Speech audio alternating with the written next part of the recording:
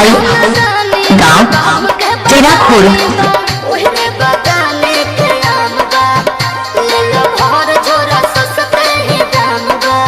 बात राइट का, एक बाइट में लोग के पता तो चली गई। तोरा चीज के न कवनो जवाब बाटे, हिसाब बाटे। चलो तोरा खातिर दू चार पैसा घट के हाँ तबे तो चलो छोड़ दे। अरे पूरा आम के सवाद गोरी खट के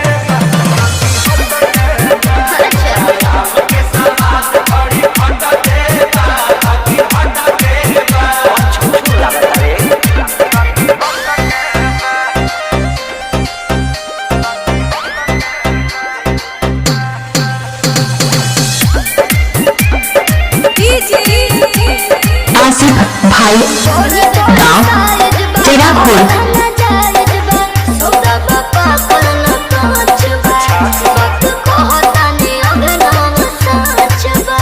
अच्छा तो सुनो, तोरा ललना के तगड़ा सवाद बाटे,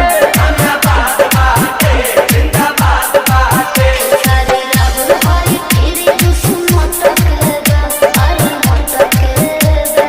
हाँ तो पहुंच जाए रे। तोरा आम के सवाद गोरी खट के बाकी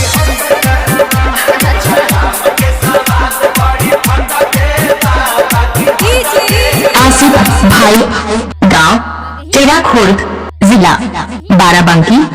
इनका मोबाइल नंबर है 771 89 062।